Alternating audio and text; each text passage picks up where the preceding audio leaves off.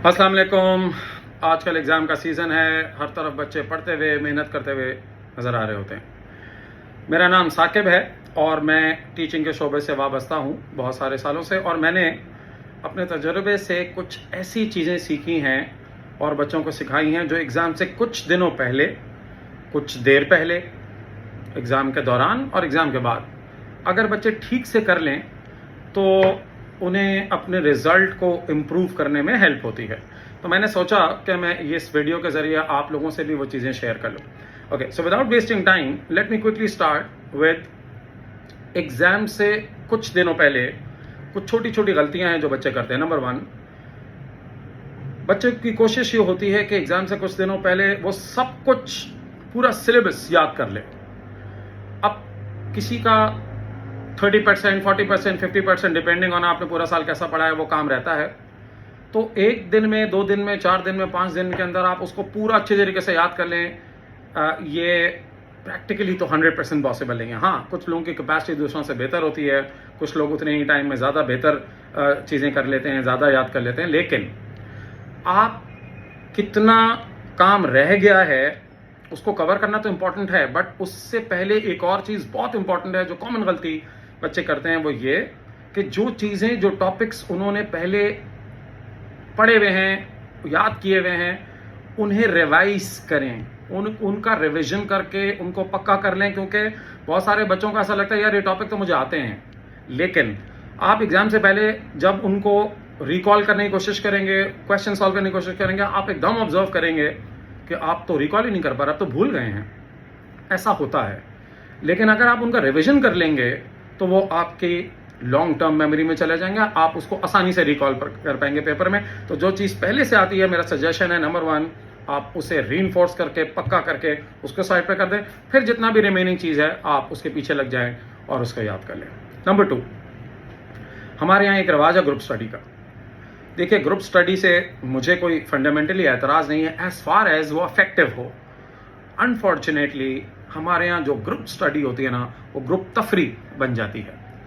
And all of you know it कि what happens. हमारे दरमियान कुछ 2-3 ऐसे लोग होते हैं, कम से कम एक तो ज़रूर होता है जिसको हर थोड़ी देर बाद कोई ना कोई जुमला कहना होता है, तफरी करनी होती है, डिस्ट्रैक्ट करना होता है। एंड फिर आप चाहे जितना मर्जी डिसिप्लिन हो, आप भी उस ट्रैप में आ ही जाते हैं और आप भी उसका पार्ट बन जाते हैं। ठीक है, सो ऐसी सिचुएशन को कंट्रोल करने के लिए ग्रुप स्टडी के अंदर स्पेशली मैं बच्चों से ये कहता हूँ कि अपने दरमियान एक मॉनिटर, ठीक है, आसान लफ्ज़ों में उसको आप बना दें। ये वो ग्रुप का वो बच्चा होगा जो आमतौर पे सीरियस बच्चा होता है, जो अपना वक्त ज़ाया करना नहीं चाहता है। तो आप उसको रिस्पॉन्सिबिलिटी दे दें कि कोई भी डिविएट करेगा पढ़ाई से वो फ़ौरन डंडा मारेगा, बोलेगा खबरदार। और अगर आपको अपने ग्रुप में ऐसा कोई बच्चा नहीं मिल रहा है तो ये तकलीफ कुछ दिन के लिए उठा लें कि अपने किसी पेरेंट को, जिसके घर भी आप ग्रुप स्टडी करें, उनमें से किसी पेरेंट को, मदर या फादर, उसको ये रिस्पॉन्सिबिलिटी दे दें कि भाई हम लोग ये ग्रुप स्टडी कर रहे हैं और आप हमें मॉनिटर करें, आप हमें देखें। और अगर हमें जैसे ही ये डिस्कशन जो है वो तफरी में चला जाता है तो आप हमें आके करें। बल्कि अगर आप उनको देखें, जाहिर है जब आप ये काम करेंगे तो इसके लिए आप ज़रा दरवाज़ा बंद करके ग्रुप स्टडी नहीं कर सके, फिर आपको जहाँ पर भी आप पढ़ें दरवाज़ा खोल दें। और इस वक्त इस तरह करने में कोई हर्ज भी नहीं है। डू आई अंडरस्टैंड कि दरवाजे क्यों बंद होते हैं, क्योंकि आप लोग की जो गुफ्तगू होती है कभी कभार वो वहाँ निकल जाती है जहाँ आप नहीं चाहते कि आपके पेरेंट्स को गुफ्तगू सुने। But at this point of time I think कि आप अपने साथ बहुत बेहतर करेंगे अगर आप अपने पेरेंट्स को ये रोल दे देंगे। बिकॉज पेरेंट्स जो है ना, इससे अच्छा मेरा ख्याल में इस काम के लिए इससे अच्छा तो कोई शख्स ही नहीं है। ठीक है, उसके अंदर तो तुम ज़रा सांस भी ज़्यादा ज़ोर से लोगे तो वो आ जाएंगे, कहेंगे बेटा सांस भी ज़रा हल्के लो, तुम ठीक से सांस नहीं ले रहे हो। सो आई मीन इट्स फाइन। और पेरेंट्स को भी मैं इस वक्त फ़िलहाल ये कहता हूँ कि आप लोगों को आई मीन बिल्कुल ज़रा ओवर एक्साइटेड ना हो जाइएगा।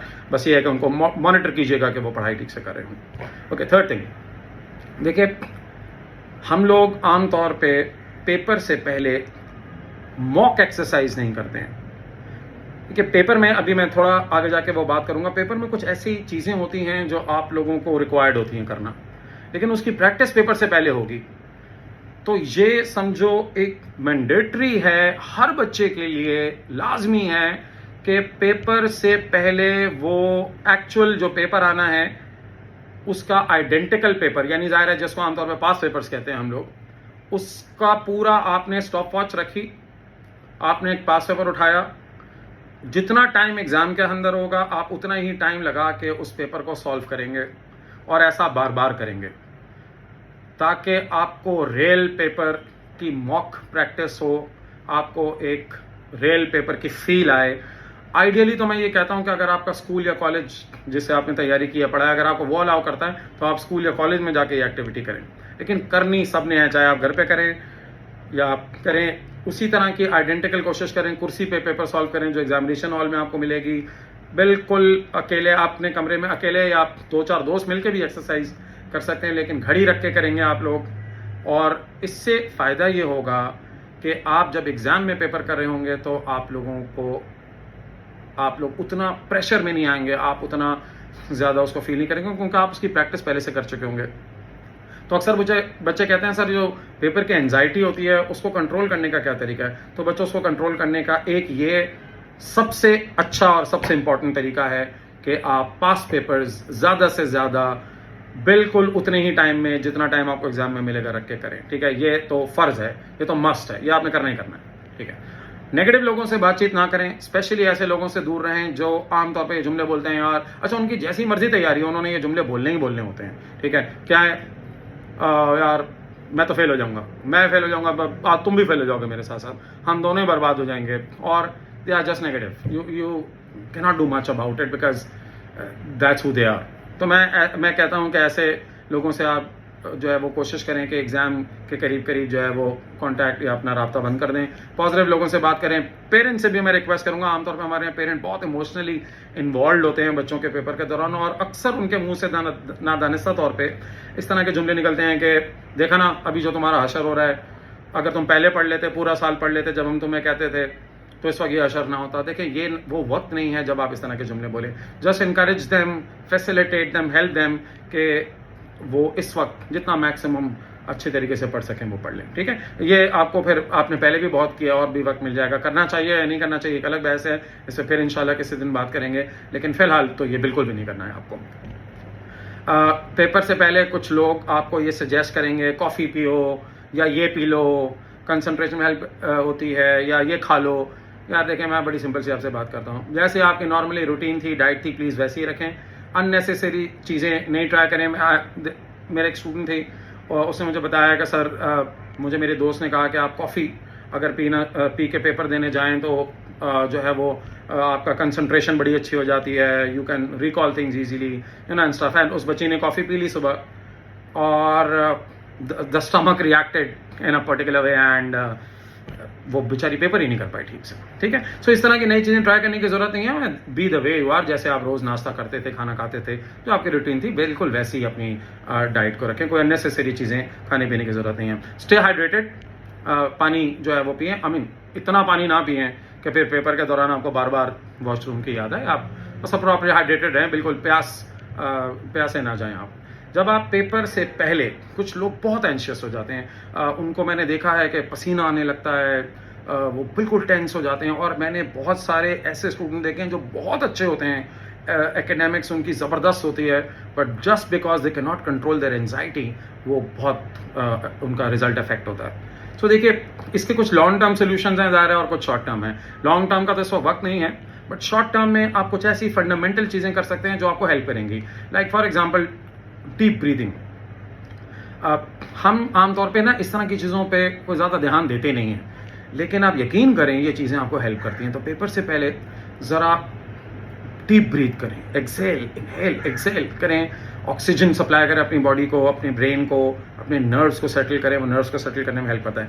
Keep on telling your self everything will be okay, ठीक है? It helps. आप अपने आप को जब कॉन्स्टेंटली ये रिमाइंड करते रहते हैं कि ठीक होगा मामला, इंशाल्लाह बेहतर होगा, अल्लाह ताला बेहतर करेगा, तो आप यकीन करें कि ये जैसा आप सोचते हैं ना, आपकी बॉडी और आपका दिमाग उसी तरह से जो है वो रिस्पॉन्ड करने लगता है। और एक और चीज़ है जो साइंटिफिकली प्रूवन है कि बहुत सारे लोगों को इससे हेल्प होती है, स्पेशली जो बहुत ज़्यादा एंशियस और डिप्रेस्ड होते हैं, कि जो आपके फेयर्स हैं, जिन चीज़ों से आप डरते हैं ना, उनको लिख लें। पेपर से 10 मिनट पहले पेंसिल उठाइए, पेपर उठाइए और उस पर लिख लें कि आपको किस किस चीज़ से डर लग रहा है, क्या क्या लग रहा है।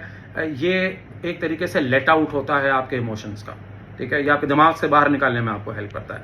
अच्छा, पेपर के दौरान बच्चों जैसे पेपर आपके सामने आएगा, प्लीज़ मेक श्योर एक मिनिमम पॉसिबल टाइम में, यानी 2 से 5 मिनट में आप डिसाइड करें कि आपको पहले कौन सा क्वेश्चन करना है।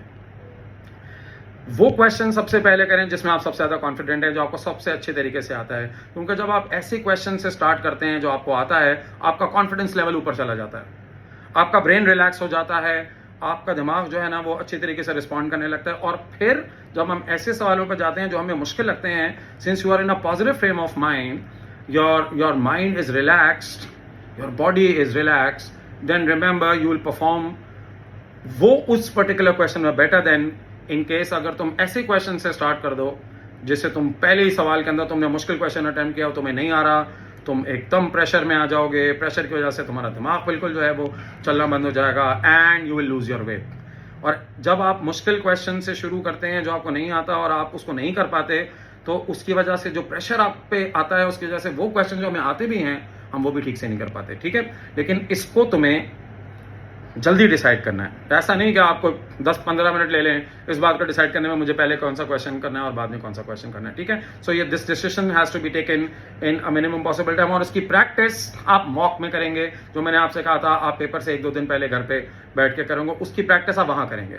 तो जो आप रेल पेपर में करेंगे वो प्रैक्टिस आप पहले कर चुके होंगे, तो आपको कॉन्फिडेंस होगा कि ये काम करना कैसे है। और एक और बात, अगर किसी क्वेश्चन में आपको लग रहा है कि बहुत ज़्यादा वक्त लग गया है, तो ऐसे क्वेश्चन को छोड़ के आगे बढ़ जाओ, बिकॉज आप शायद उस क्वेश्चन को करके 2 मार्क या 3 मार्क ले लें, बट उसकी वजह से जो 10, 15, 20, 25 मार्क आप रिस्क पे लेकर आ रहे हैं, इट्स नॉट वर्थ टेकिंग, ठीक है। सो ऐसे क्वेश्चन को छोड़ दें, बाद में टाइम कर लीजिएगा, आगे बढ़ें। और वंस अगेन ये प्रैक्टिस आप मॉक में करेंगे जो आप पेपर से पहले कर चुके होंगे। आखिरी बात, अगर आपका ये आखिरी पेपर है, बिल्कुल एग्जाम खत्म हो रहे हैं उसके बाद, फिर तो आप ये कर लें।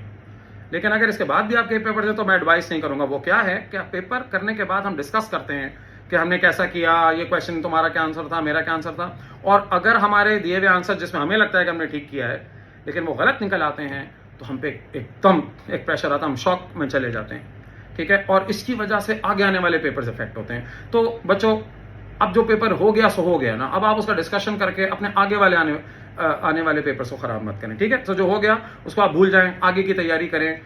बाद में जब सारे पेपर्स कंप्लीट हो जाएं फिर बेशक आप डिस्कशन कर लीजिएगा, बट फौरन बात करना, आप जाहिर है आपके वो पूरे जो थॉट प्रोसेस है, आपका जो पूरा बिहेवियर है उसको अफेक्ट करता है। Best of luck to everyone for the papers. इंशाल्लाह पेपरों के बाद भी आप लोगों से गुफ्तगू का सिलसिला जारी रहेगा।